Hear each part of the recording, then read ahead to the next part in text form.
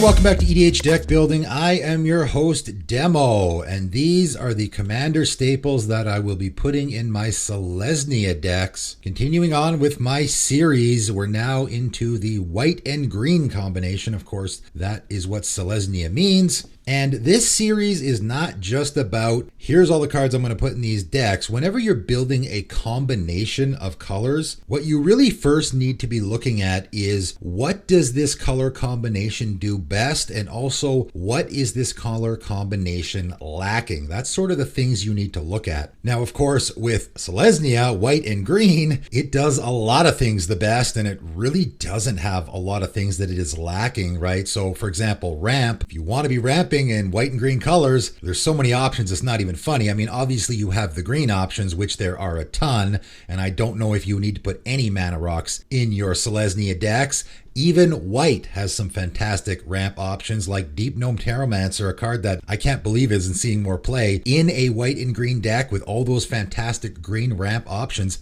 I might still put Deep Gnome Tarotmancer in there because, of course, it doesn't care that my opponents might have less lands than me. So in a white and green deck where I might be ramping lots and I do have lots of lands, Deep Gnome Tarotmancer will still get me lots of lands. So as far as ramp goes, you got all kinds of fantastic options there. You also have all kinds of fantastic options for removal. White being, in my opinion, the best color in the entire format for removal. You have the targeted creature removal and Path to Exile and Swords to Plowshares. Those are probably the two best options in the entire game. You have lots of great board wipes like Vanquish the Horde and Austere Command. You have even great exile effects like Farewell and Return to Dust. And you even have green to help supplement here as well. Beast Within, Nature's Claim, right? Fantastic green removal spells. So removal is going to be something that you will not have to be concerned with at all. What are going to be the holes in your game that you might be concerned about? I don't know if there's any in white and green. Even the card draw, right? You got great options with white as far as card draw goes. You have great options in green, of course. Green being one of the best colors in the entire format for card draw. How about protecting your stuff? Again, white and green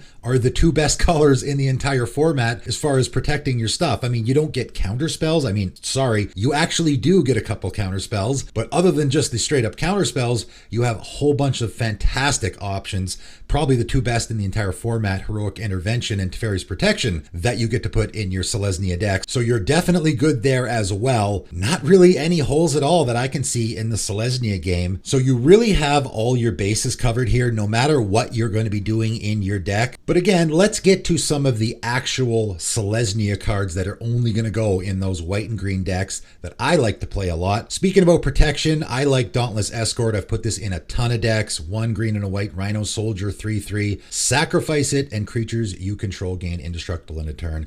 Just a great way to protect your board. Selesnya decks tend to be very creature heavy, whether it be tokens or actual creatures, and protecting your board is really, really important there. It can be a real blowout for you if someone has a board wipe. Again, dealing with artifacts and enchantments, I mean, you could just do that for days. Night of Autumn, Cosly Pride Mage, both fantastic creatures that are artifact and enchantment removal. Again, we can go so deep with the artifact and enchantment removal. These are great options stapled on a creature. It's always better to have these options stapled on a creature. With Night of Autumn, you can blink it, it'll come back. You also have those other options, putting counters on it, gaining life. Cosly Pride Mage is doing it in reverse, where you're sacrificing it and then maybe you can get it back from your graveyard. Also has the Exalted, which can be nice. Sylvan Reclamation is one that has been around for a long time. I've been using it a little bit less. Again, there's so much fantastic removal in Selesnya colors that this being 5 mana to exile 2 artifacts and or enchantments is like, okay, is it worth it putting in a deck? It also has the basic land cycling, which is nice. It is really nice to have those options in your opening hand. If you're a little mana screwed, you just need 2 mana to be able to cycle this and then go get a basic land out of your deck. So that is a nice option. It is a card that has definitely fallen off in popularity, was used a lot more earlier in my commander days. It's a nice card because early in the game, again, you can cycle it to get a land. Later in the game,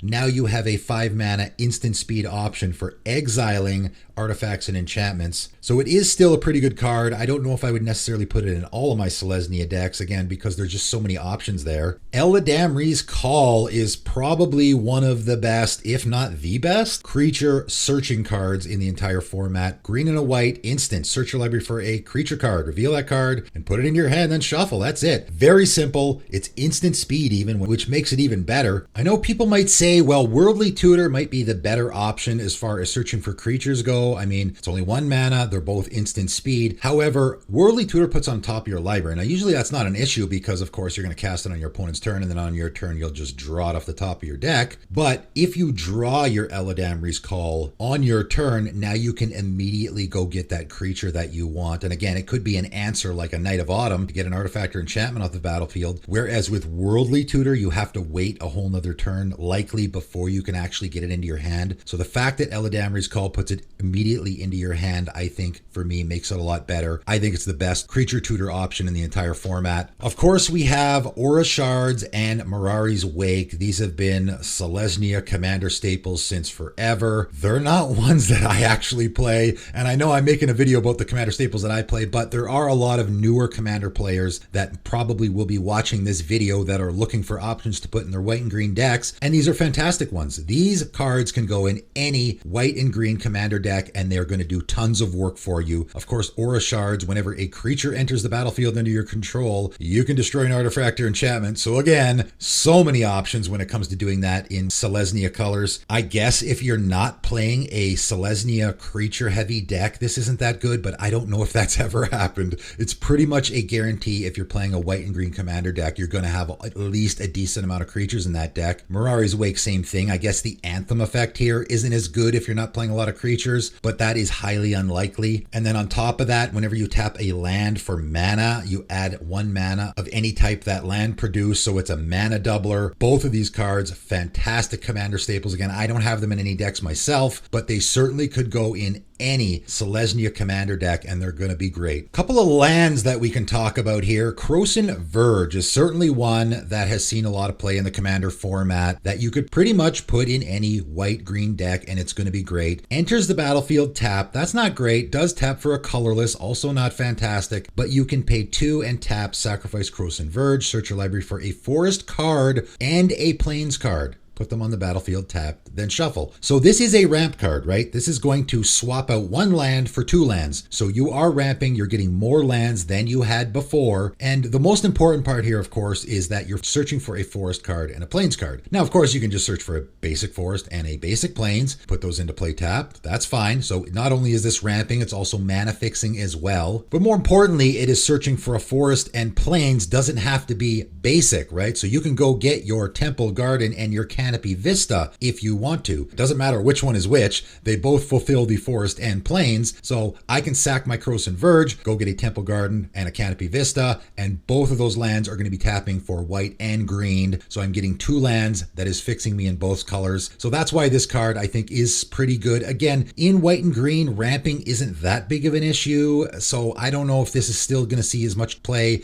in the Commander format as it used to. I still use it, I think, in 1 deck. How much do people play this card? I'm interested. Comment below if you're still using this card in your deck, or if you think it's sort of gone to the wayside because it enters the battlefield tapped. It's a little slow. I definitely don't see it as much as I used to. And one more land cycle that I have not yet covered on any of these videos is the Battle Bond land cycle. I think we're calling this maybe. Bountiful Promenade being the white-green version. And of course, these came out originally in Battle Bond, and that was a multiplayer sort of set, not necessarily a Commander set though. And this was made obviously specifically for a multiplayer format because it enters the battlefield tapped unless you have 2 or more opponents. And of course, that's probably always going to be the case, and it's going to tap for green and white, and whatever color combination you are playing in, it's going to tap for those 2 different colors. So obviously this is just a phenomenal option, and very quickly these lands became really popular because people realized, well, they're probably always going to be entering the battlefield untapped, so you just have a land that adds the 2 colors that you need that's going to be entering the battlefield untapped all the time. That's pretty great. The only situation where it's not is if you're late into a game and you've already knocked off a couple of your opponents and and you only have one left, in which case it's probably not that big of a deal if you've drawn this off the top and now you need to play it tapped because you probably already have lots of lands, right? So these are lands that, I mean, let's be honest, you can just put them in any deck that fits those color combinations because they are going to be one of the best options that you have available to you. But that is it. That is my Selesnya staples list. And,